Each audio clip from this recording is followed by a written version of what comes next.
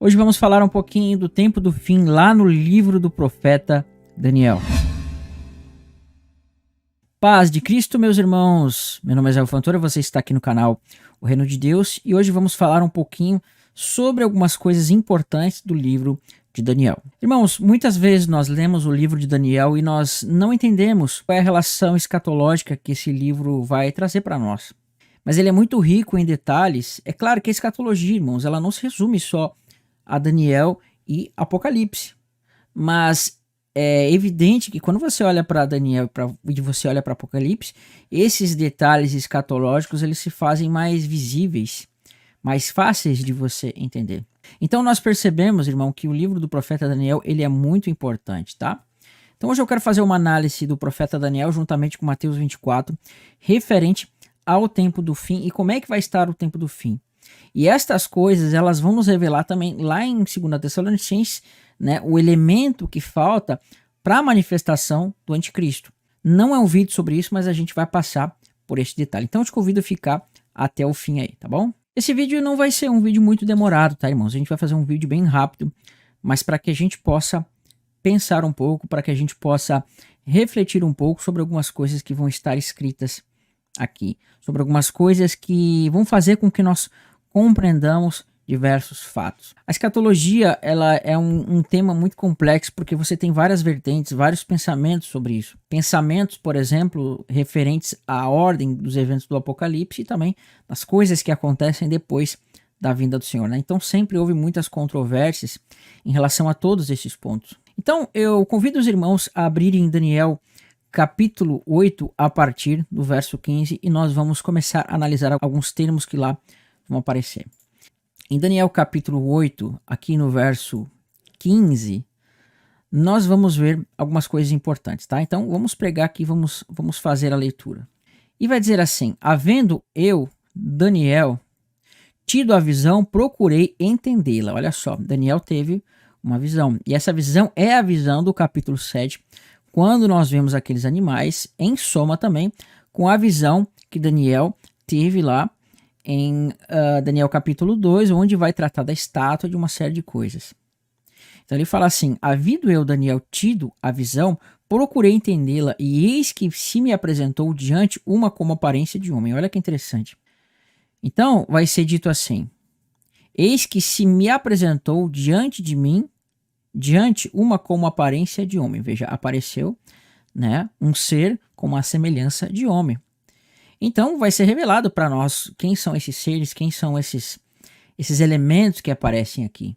Então ouvi uma voz de um homem entre as margens do Lai, a qual gritou e disse: Gabriel, dá a entender esta visão. Dá a entender a este a visão.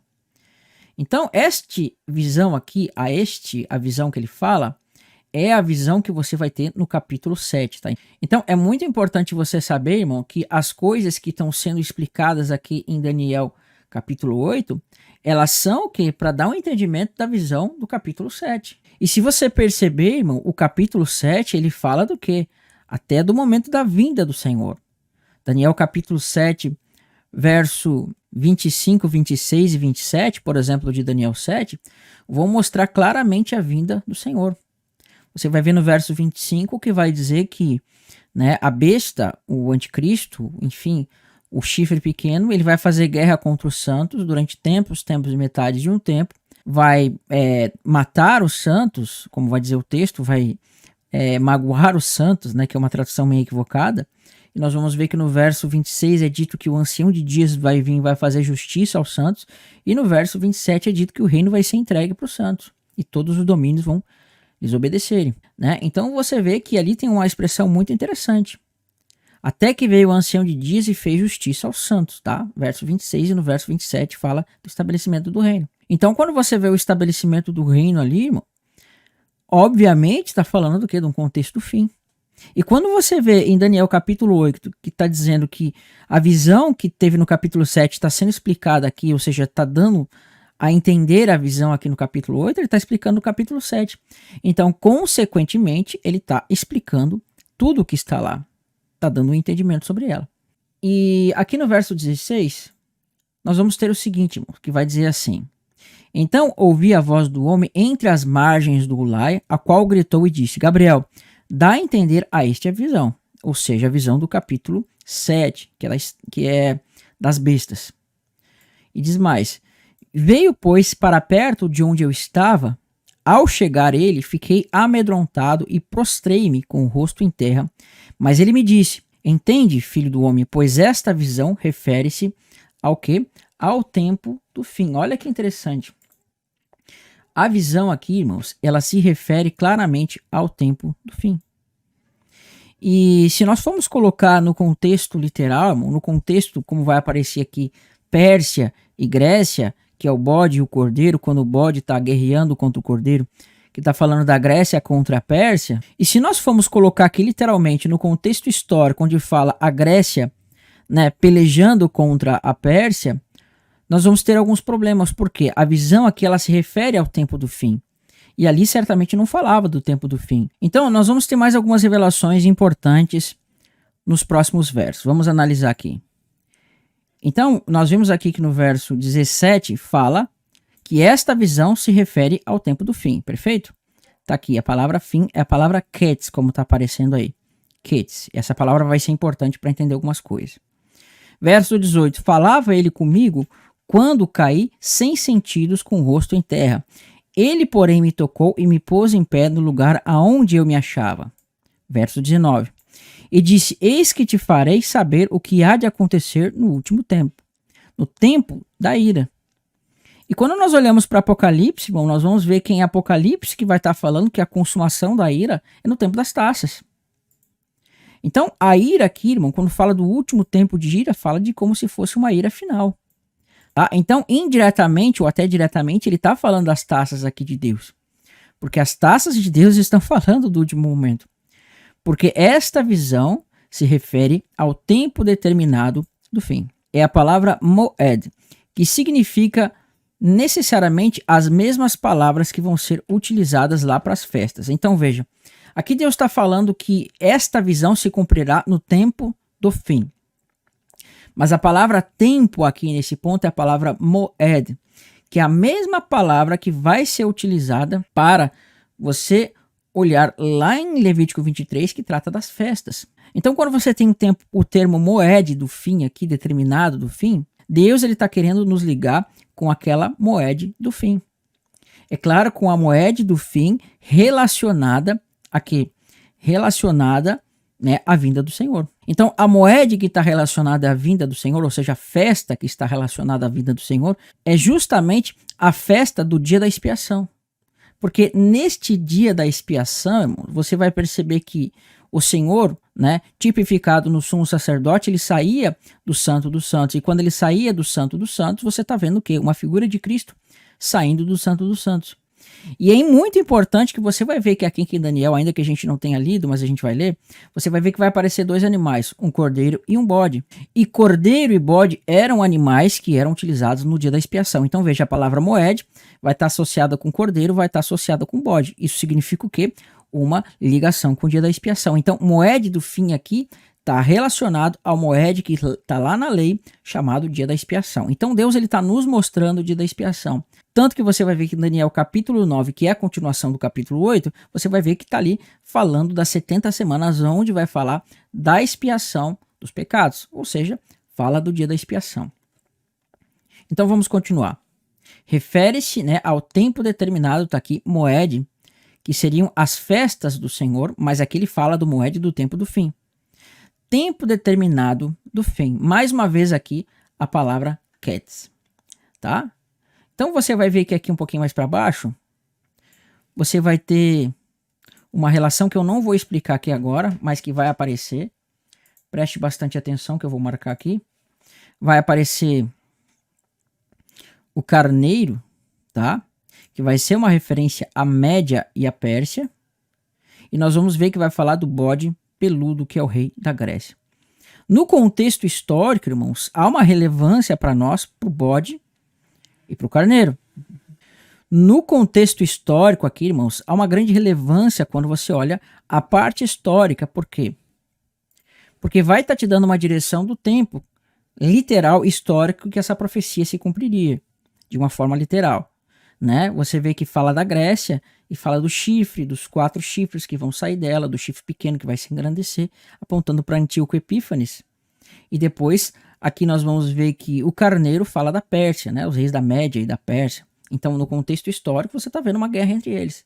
Mas profeticamente falando, veja que essa profecia ela fala do tempo do fim. Então, Deus está dando aqui um significado, né? Um significado que está oculto, mas que você enxerga por estes animais. E a gente já tratou isso em alguns momentos, né? Veja, o bode está apontando para o reino da besta, o reino do anticristo, Grécia. E é interessante que a palavra Grécia, ela vem da palavra Javã, que vai significar dentro da sua raiz vinho, né? Você vai ver as taças do vinho da ira de Deus. Mas seria um outro estudo que eu estou preparando para trazer para os irmãos. Agora, você vê que cordeiro, carneiro, né? Você percebe que quando trata de carneiro aqui, você percebe que ele tem 2 chifres. E estes 2 chifres agora estão sendo derrotados pelo bode. Então, num contexto profético, estes 2 chifres e esse carneiro vai representar Cristo e o seu corpo. Porque você vai ver que aqui no contexto vai dizer que este chifre pequeno ele vai se exaltar ao ponto de derrubar as estrelas do céu e tirar o sacrifício do príncipe do exército de Deus. Então, o contexto está mostrando isso para você. Então, no contexto profético, irmãos, quando você vê o bode aqui, fala da besta do seu reino, pelejando contra o carneiro que fala de Cristo e seu corpo, né? Ou seja, 2 chifres, 2 testemunhas. Mas no contexto histórico, vai falar do quê? Vai falar justamente desses reinos que apareceram. E é interessante, irmãos, que Deus está mostrando também um contexto que vai acontecer no fim de uma guerra literal. Porque os territórios que compreendiam o Império Grego, né?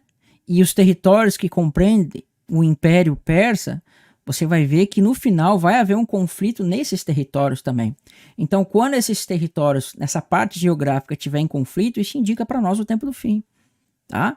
Então, existe uma relação aqui. Então, por isso que quando eu falo que diz que nesse estudo nós vamos mais ou menos olhar as coisas que estão aí engatilhadas para que o anticristo aconteça, quando a gente continue no estudo, a gente vai perceber. Então, vamos continuar aqui. Aquele carneiro com 2 chifres que viste são os reis da Média e da Pérsia. Comentamos sobre isso. Mas o bode peludo é o rei da Grécia e o chifre grande entre os seus olhos é o primeiro rei. E o ter sido quebrado, levantando-se 4 em lugar dele, significa que 4 reinos se levantarão deste povo, mas não com força igual a que ele tinha. Mas no fim do seu reinado, olha só, essa palavra aqui, esse texto aqui do verso 23, ele é muito importante, tá? Diz assim, mas no fim do seu reinado, quando os prevaricadores acabarem, levantar-se-á um rei feroz de catandura, especialista em intrigas. Essa tradução aqui, irmão, ela tá mal traduzida. Né? Ela está um pouco mal traduzida, inclusive nas nossas lives que nós fizemos aqui da leitura da palavra, uma das lives de Hebreus, a gente comentou sobre esses textos que vão aparecer aqui, que na Peshitta eles foram melhor traduzidos, e que no hebraico houve uma má tradução quando foi passado para o português, mas se você compreende um pouco do hebraico, você vai ver que é um pouco diferente. Então, olha o que ele fala aqui. Mas no fim do seu reinado, quando os prevaricadores acabarem, levantar-se-á um rei de feroz catadura e especialista em intrigas. Essa tradução ela está um pouco equivocada, irmãos. Então eu quero apresentar outras traduções que vão trazer um significado mais pleno para nós aqui, tá? Então vamos analisar aqui. Então eu vou utilizar uma versão católica aqui que vai estar traduzida da seguinte forma. No fim do reinado deles, quando estiver cheia a medida dos infiéis, né? O rei surgirá cheio de crueldade e de fingimento. Algumas traduções vão trazer que quando estiver cheia a medida dos seus pecados, né, então surgirá um rei cruel e fingimento. Seu poder aumentará, nunca porém por si mesmo. Fará monstruosas devastações. Aqui no hebraico a palavra monstruosas devastações, ela tem o significado de prodígios miraculosos. Então ele vai fazer prodígios miraculosos, terá êxito nas suas empresas e exterminará os poderosos e o povo dos santos.